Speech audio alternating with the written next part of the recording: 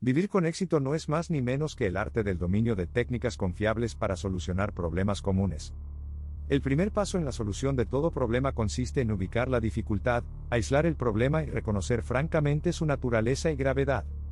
El gran error es que, cuando los problemas de la vida despiertan nuestros temores profundos, nos negamos a reconocerlos.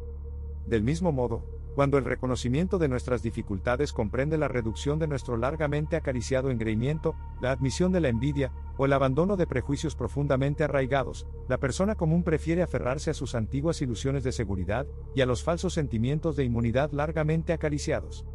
Solo una persona valiente está dispuesta a admitir honestamente y a enfrentar sin temor, lo que descubre una mente sincera y lógica. La solución sabia y eficaz de todo problema exige que la mente esté libre de ideas preconcebidas, pasión, y todo otro prejuicio puramente personal que pueda interferir con la encuesta desinteresada de los factores reales que constituyen el problema que se presenta para su solución. La solución de los problemas de la vida requiere coraje y sinceridad. Solo las personas honestas y valientes sean capaces de seguir valerosamente a través del perturbador y desconcertante laberinto del vivir hasta donde los pueda conducir la lógica de una mente sin temor. Esta emancipación de la mente y del alma no puede producirse nunca sin el poder impulsor de un entusiasmo inteligente, casi celo religioso. Se requiere la atracción de un gran ideal para impulsar al hombre, voz de un objetivo cargado de problemas materiales difíciles y múltiples riesgos intelectuales. Aunque estés efectivamente armado para encarar las situaciones difíciles de la vida, no puedes esperar mucho éxito a menos que estés equipado de esa sabiduría de mente y encanto de personalidad que te permite ganar el apoyo y la cooperación sincera de tus semejantes. No puedes esperar una amplia medida de éxito, ni en el trabajo secular ni en el trabajo religioso, a menos que aprendas cómo persuadir a tus semejantes, cómo convencer a los hombres. Simplemente, debes tener tacto y tolerancia. Pero el mejor de todos los métodos para solucionar problemas lo aprendí de Jesús, vuestro Maestro. Me refiero a aquello que Él practica tan constantemente, y que tan fielmente os ha enseñado, el aislamiento para la meditación adoradora.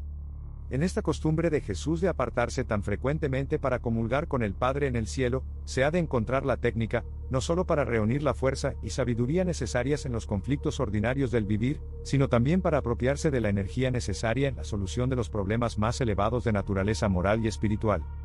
Pero aún los métodos correctos de solucionar problemas no compensarán los defectos inherentes de la personalidad ni la ausencia de hambre y sed de la verdadera rectitud.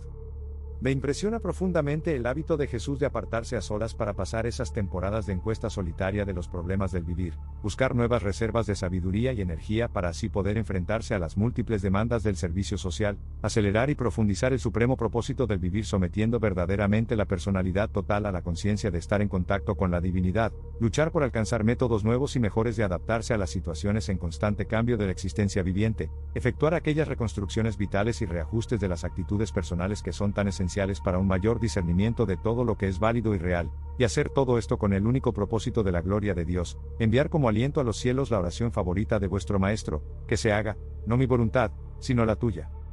Esta práctica de adoración de vuestro Maestro trae ese reposo que renueva la mente, esa iluminación que inspira el alma, ese valor que permite enfrentarse valientemente con los propios problemas, esa autocomprensión que borra el temor debilitante, y esa conciencia de la unión con la divinidad que da al hombre la seguridad necesaria para atreverse a ser como Dios.